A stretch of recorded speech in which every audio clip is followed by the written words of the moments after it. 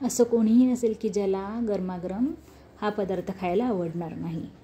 तर वातावरण अगदी थंड आहे, हवेत एकदम असा गारवा आहे आणि डिनरसाठी काही ते हलकं फुलकं पण अगदी गरमागरम खायचं आहे। तर इथे खलबत्त्यात मी मिरची, लसूण आणि जिरं असं ठेचून घेतलेलं आहे, जाडसर ठेचलेलं आहे। आणि त्यानंतर एका कढईत मी असं 2 ते 3 टेबलस्पून तेल टाकलेलं आहे।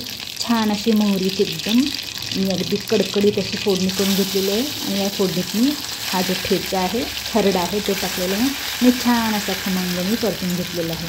तुम्हाला सांगते याचा जो सुगंध आहे तो खूप मस्त असं किचनमध्ये पसरलेला आहे। नंतर छान असा फ्रेश असा कढीपत्ता मी टाकलेला आहे, परत छान असं मिक्स करून घेते।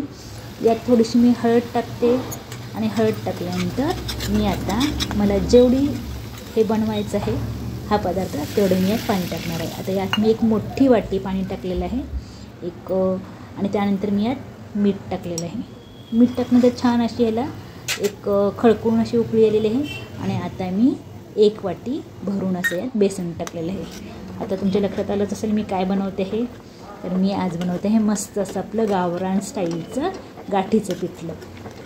हा हा हा हा, दिसतानाच किती सुरेख दिसतं आहे हे।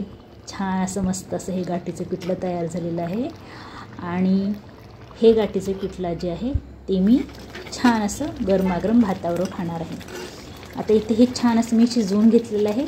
शिजल्यानंतर मी छान अशी मस्त अशी हिरवीगार कोथिंबीर टाकलेली आहे आणि याच्यामध्ये आता मी थोडंसं तूप देखील टाकणार आहे। तर पिठलं आपलं असं छान असं तयार झालेलं आहे।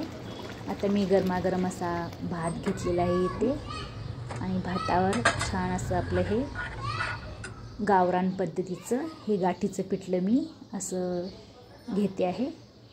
तुम्हाला जेवढं हवं असेल तेवढं हे पिठलं तुम्ही भातावर खाऊ शकता।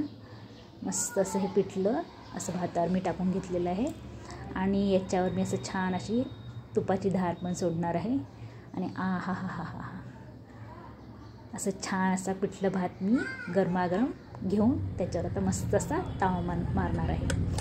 तर तुम्ही पण नक्कीच असं हे गावरान पद्धतीचं गाठीचे पिठलं करून बघा।